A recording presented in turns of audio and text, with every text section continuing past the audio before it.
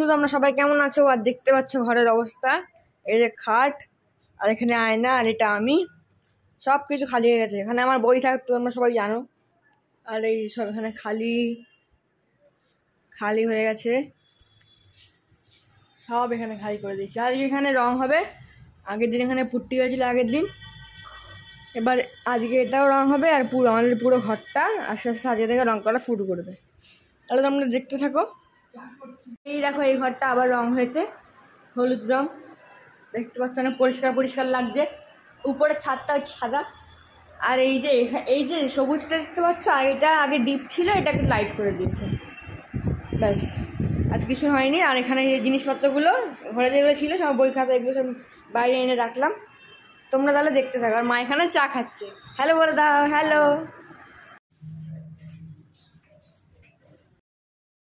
চারিদিকে শুধু রং হচ্ছে, এই যে হলুদ রং, অন্যরকম না, যা রকম ছিল সেই রকমই হলুদ। আর এটা হলো আমার ঘরের এই অবস্থা এখন। ও রং হচ্ছে, আমি আর কোনো ব্লগও করতে পারছি না, কোনো ভিডিও করতে পারছি না, তাই ভাবলাম একটুখানি করে তো দেখাই। আর এইদিকে কোনো চেঞ্জই তোমরা দেখবে না, যা ছিল সেরকমই রং হবে। হলুদ ছিল, হলুদ রঙই হবে, এ দেখতে পাচ্ছ। কিন্তু ওই দেয়ালটা সবুজ ছিল, ও কিন্তু ও সবুজটা যে নোংরাগুলো ছিল সেগুলো ঠিকই যাবে, হ্যাঁ, সেই সবুজটা হলুদ হয়ে যাবে। আর এখানে দেখো সব বাইরে বের করে দেওয়া হয়েছে, আমার ঘরের ফার্নিচার আরগুলো দেওয়া হয়েছে। আর এদিকে ছেলেরও বই বের করে দিচ্ছে, সব কিছুই ঘর ফাঁকা করতে হয়। ফার্নিচার থাকলে ঘর রং করতে না খুব কষ্ট হয়, খুবই কষ্ট হয়। সেটা যারা করেছো তারা জানবে। খালি ঘর রং করা একটা আলাদা, কিন্তু ঘরে যদি জিনিসপত্র থাকে সেগুলো সরিয়ে যে রং করতে যে কি কষ্ট হয়, মানে সে যারা করেছো তারা অবশ্যই জানবে। এই অবস্থা রয়েছে ঘরের ভিতরে, এই রং হচ্ছে।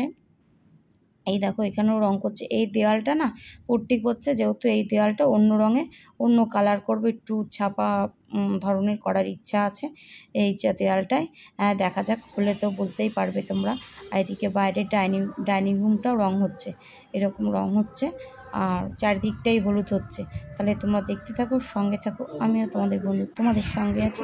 তোমাদের কেমন লাগছে কমেন্ট করে অবশ্যই জানাবে। হ্যাঁ, বিকালবেলা দেখো, বলতে বলতে সন্ধেবেলা আবার একজনের বাড়িতে নারায়ণ পুজো ছিল, সেখানে চলে এসেছি। সকালবেলা দুপুরবেলা নারায়ণ পুজো হয়েছিল, তো আসতে পারিনি। সিন্নি খিচুড়িটা তো দারুণ হয়েছিল, আর তার সঙ্গে তরকারি ছিল, আর সিন্নি আর রসগোল্লা।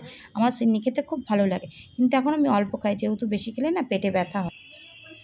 এরকম দেখতে আমাদের বাড়িতে তো রং টং হয়েছে, তোমাদের দেখিয়েছি। আর মাথাটা খুব যন্ত্রণা করছে, কেন কি জানি না, অন্ধকার করছে বাইরে। ঠিক আছে, এই অবস্থা এখন।